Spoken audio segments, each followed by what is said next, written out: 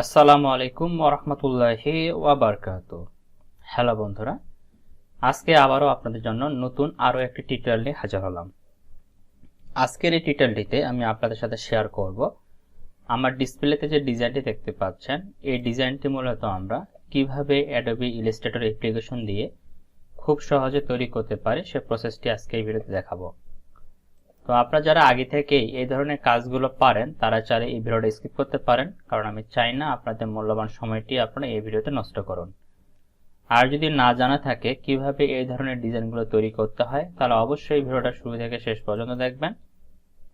আশা করি এখান থেকে নতুন কিছু শিখতে পারবেন, নতুন কিছু জানতে পারবেন ইনশাআল্লাহ। তো চলুন কথা না বলে আমরা দেখি কিভাবে এই ছোট্ট ভিডিওটার মাধ্যমে শিখে ফেলে এই ধরনের ডিজাইনগুলো তৈরি করতে হয়। তো আমি যেহেতু এখানে আপনাদের ডিজাইনটা তৈরি করে দেখাবো, এই জন্য আর্টবোর্ডটাকে একটু ডান দিকে সরায় রাখতেছি। আমি এখানে ডিজাইনটা করতেছি।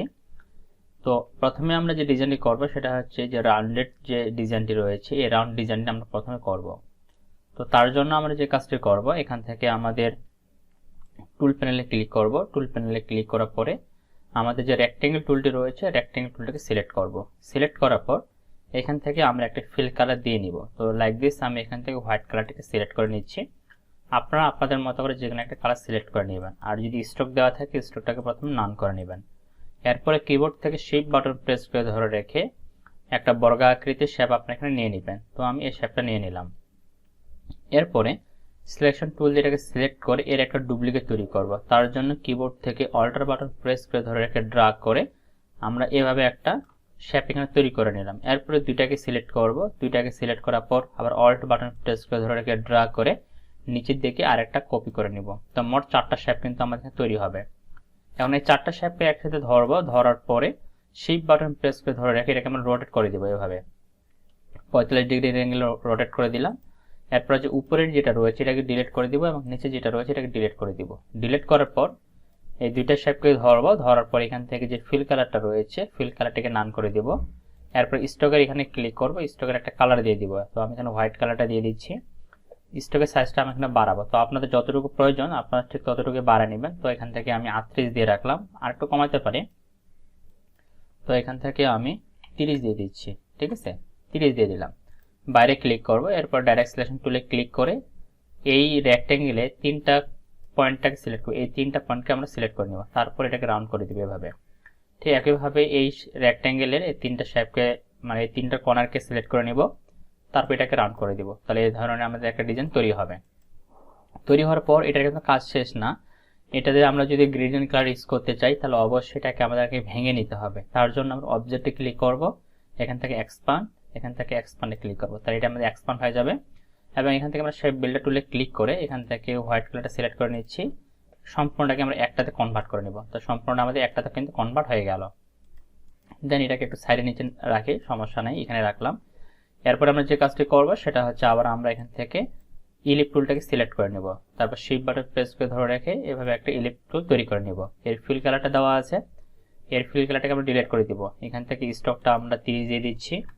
30 দিয়ে দিলাম। ওকে, এখানে স্টকটা 30 দিলাম। দেওয়ার পরে ডাইরেক্ট সিলেকশন টুলে ক্লিক করে এই পয়েন্টটাকে সিলেক্ট করব। দেন ডিলিট বাটনে ক্লিক করব। এরপরে এটাকে সিলেক্ট করব। এখান থেকে ইউনিফর্মে ক্লিক করে এটা করে দেব। তাহলে এই ধরনের একটা ডিজাইন তৈরি হবে। এটাকে সিলেক্ট করে মাউসের এক পাশে ক্লিক করব। এখান থেকে আমরা ট্রান্সফর্ম, তারপর এখান থেকে রিফ্লেক্টে ক্লিক করব। দেন কপিতে ক্লিক করব। তাহলে রিফ্লেক্ট হয়ে যাবে। এরপরে আমরা এই দুটাকে ধরবো। ধরার পরে এটাকে এভাবে নিয়ে আসব। তো এটাকে আমরা আরেকটু কাজ করতে পারি। আমরা কন্ট্রোল জেড দিই, এটাকে হালকা একটু রোটেট করে দিই, তাহলে আমরা ভালো একটা আউটপুট পাবো। এবার হালকা একটু রোটেট করে দিব। তারপর এটাকে সিলেক্ট করে মাউসের এক পাশে ক্লিক করে ট্রান্সফর্ম, তারপর রিফ্লেক্টে ক্লিক করব। দেন কপিতে ক্লিক করব। তারপর দুইটাকে সিলেক্ট করে আমি এখান থেকে অবশ্যই এখান থেকে সিলেকশনটা আপনারা অ্যালাইন টু সিলেকশন দিয়ে দিবেন। তারপর এখান থেকে মিডল, এখান থেকে মিডল দিয়ে দিবেন। ঠিক আছে, মিডল এবং এখান থেকে মিডল। আবার আমি সিলেকশনটা করে নিচ্ছি। ওকে, এরপর এদিকে ধরে আমরা এদিকে নিয়ে আসব। তারপর এদিকে ধরবো। ধরার পর এখান থেকে আমরা মিডল করে দিচ্ছি। তাহলে আমাদের এই ধরনের একটা ডিজাইন তৈরি হবে। এখন আমাদের যে কাজটি করতে হবে, আবার আমরা ইলিপ টুলে ক্লিক করব। ইলিপ টুলে ক্লিক করার পর শিফট বাটন প্রেস করে একটা ইলিপ টুল তৈরি করে নিব। এটা ফিল কালার দিয়ে দিচ্ছি আমরা হোয়াইট। স্টকটা এখান থেকে অফ করে দিচ্ছি, কারণ স্টকে আমাদের প্রয়োজন নেই। এরপরে আমরা সিলেকশন টুলে ক্লিক করে অল্ট বাটন প্রেস করে একটা ডুপ্লিকেট তৈরি করে নিয়ে এটাকে অ্যাডজাস্ট করে এইভাবে বসাবো।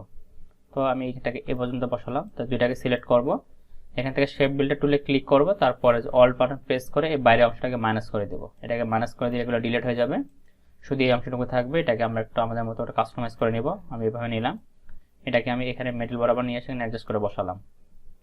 ওকে, তো বসে গেছে। তো আমি এই নিচের দুইটাকে একটা গ্রুপ করে নিচ্ছি। প্রথমে এই দুইটাকে সিলেক্ট করে অবজেক্ট থেকে গ্রুপ, দেন এই দুইটাকে সবগুলোকে সিলেক্ট করে নিচ্ছি, মেরিলে ক্লিক করলাম। তো দেখেন মেরিল হয়ে গেছে আমাদের। আমি আবার একটু সিলেক্ট করে দেখি, এখান থেকে আবার অ্যালাইন টু সিলেকশন। ওকে, এখান থেকে এটা দিয়ে রাখি, আর এটাকে আমরা ধরে একটু উপরের দিকে তুলে দিই, এই বরাবর রাখি। এটাকে ডিলিট করে ডবল কপি হয়ে গেছে। তারপর আমি সবগুলোকে সিলেক্ট করলাম, এটাকে আরেকটু উপরের দিকে তুলে দেওয়া যায়, এবং এটাকে সিলেক্ট করে এরেস থেকে সেন্ড টু ব্যাক দিয়ে দিব, নিচে দিয়ে দিব। ওকে, তারপর এটাকে সিলেক্ট করব, সিলেক্ট করার পরে আমরা এখানে শেপ বিল্ডার টুলে ক্লিক করে এগুলোকে সব একটা করে নিব। তো দেখেন নিচেরগুলো কিন্তু একটা হচ্ছে না, তার কারণ হচ্ছে যেহেতু আমাদের এগুলো কিন্তু আপলাইন দিয়ে তৈরি করা, ঠিক আছে, মানে স্টক দিয়ে তৈরি করা, এই জন্য প্রথমে এগুলোকে আপলাইন করে নিতে হবে। এই জন্য সবগুলোকে সিলেক্ট করব, অবজেক্ট, এখান থেকে এক্সপান্ড হয়ে গেছে। তারপর এখানে ক্লিক করে এই সবগুলোকে আমরা একটাতে কনভার্ট করে নিব। ঠিক আছে, এই যে দেখেন সবগুলো আমাদের একটাতে কনভার্ট হয়ে গেছে। এটাকে আমি এক্সপান্ড করে নিচ্ছি।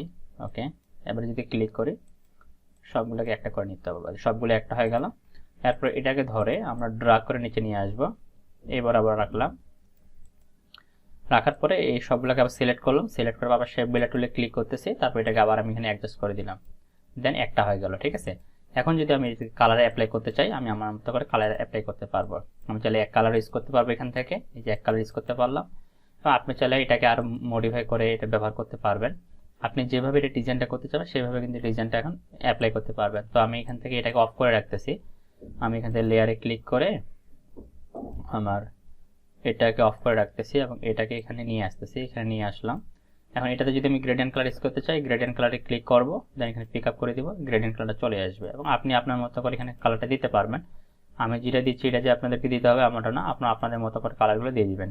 দিয়ে দিলে আপনার ডিজাইনটা কিন্তু সুন্দরভাবে তৈরি হয়ে যাবে। তো আশা করি পুরো প্রসেসটি বুঝতে পেরেছেন কিভাবে আমরা এই ধরনের ইজি ডিজাইনগুলো তৈরি করতে পারি। যদি ভিডিওটা ভালো লাগে অবশ্যই শেয়ার করে দিবেন, আর আপনাদের মূল্যবান মন্তব্যগুলো কমেন্টে জানাতে ভুলবেন না। সবাই ভালো থাকবেন, সুস্থ থাকবেন, দেখাবেন নেক্সট ভিডিওতে।